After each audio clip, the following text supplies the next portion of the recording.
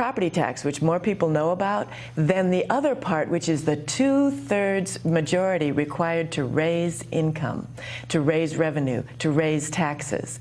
And so what happened, in combination with a simple majority, to lower taxes. So our legislature was very much encouraged to lower taxes in the boom years, because it comes back to feed their campaign in the form of what the Supreme Court called free speech and what I might call corporate bribes, corporate campaign contributions. So they lowered taxes in boom years.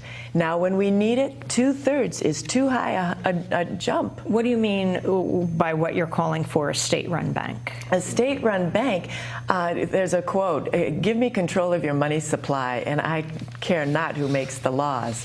If we had control of our own credit, we do with the pension funds and so on, we have a lot of wealth in this state. If we used that wealth to invest in California, not in Wall Street, loosen ourselves from the grip of the Federal Reserve, and behave as one other state in this country, which is North Dakota, and as all the other countries, there are only 7 countries that are larger than California, have their own central banks.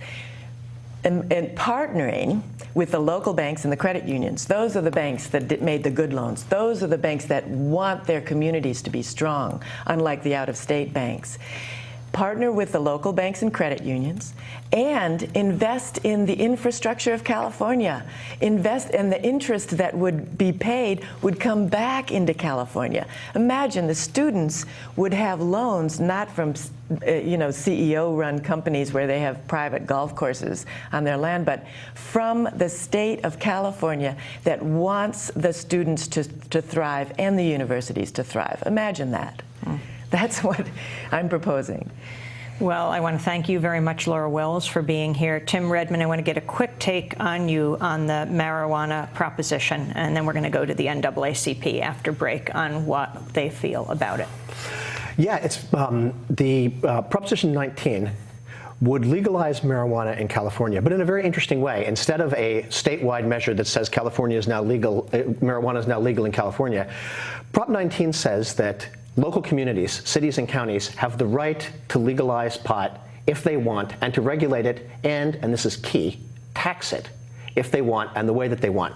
Now, the fascinating thing about this is, as everybody knows, marijuana is California's #1 cash crop, probably $20 billion a year, and it's all going completely untaxed, except for the communities that have placed modest taxes on medical marijuana, which is an issue in itself, of course. If you treat marijuana as medicine, why are we taxing it? Well, what this would allow is, it would allow communities to say, we are going to allow people to buy and sell small amounts of marijuana, and we're going to take a cut of that. The same way there's a tax on liquor and there's a tax on cigarettes. Oakland, for example, is already preparing for this. Oakland has a couple of ballot measures that would start implementing Prop 19, assuming that it passes. And it looks right now like it might. It's slightly ahead in the polls. It might actually pass. Oakland has about a $40 million budget deficit. I was talking to one of the mayoral candidates the other day, and she said, you know, according to some studies, if we legalize marijuana and legalize industrial level hemp growing and cannabis growing, we could bring in $30 million a year. There goes the budget deficit.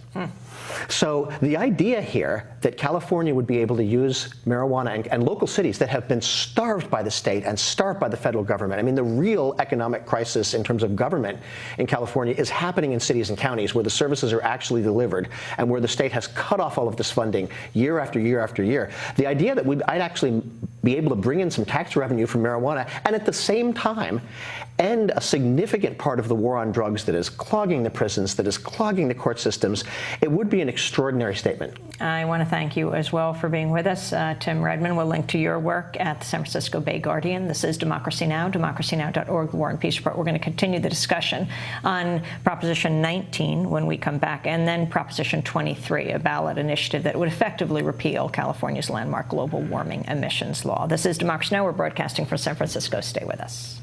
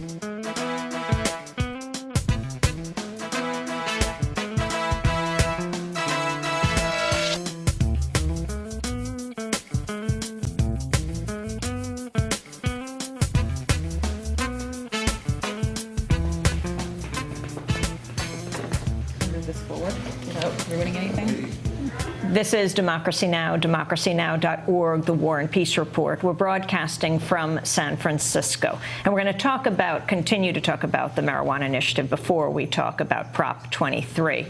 We urge you to go to our website at democracynow.org, where you can read the transcripts of the show, and also you can video and audio podcast if you miss any part of this. But this other ballot initiative getting a lot of attention here in California is Prop 19, as you just heard, the Regulate, Control, and Tax Cannabis Act of 2010. The initiative would authorize possession of 1 ounce of marijuana for personal consumption by people 21 and older, legalize marijuana use in private homes, allow marijuana growth in private residences for personal use, and permit cities and counties to authorize the cultivation and sale of marijuana. Marijuana, as you just heard, is California's largest cash crop, and California was the first state to permit the use of medical marijuana 14 years ago. Supporters of Prop 19 argue legalizing and taxing marijuana could help the cash-strapped state. Many also argue the initiative would have a profound effect on ending the arrests of nonviolent drug offenders who are disproportionately Black and Latino youth. The California NAACP supports Prop 19 and says legalizing marijuana is a civil rights issue. So we're joined on the phone now from Sacramento by California NAACP President Alice Huffman. Alice, welcome to Democracy Now! Explain your position. Well, my position, thank you very much for allowing me to be on the show today. And my position and the NAACP's position is that we have a drug war, and the penalties and the implementation of action by police on that drug war has caused a disproportionate number of African Americans and Latinos to be arrested for this low-level crime, which, in my opinion, when you have a law that is not applied evenly across the board, then you have discrimination, and it's legal discrimination, and it's destroying our families and destroying our community. And how much support do you have in this, Alice Huffman? Well, all of the various official bodies of the NAACP in California voted after we looked at the data and after we saw the disproportionate number of our community young people that's being arrested for this low-level crime.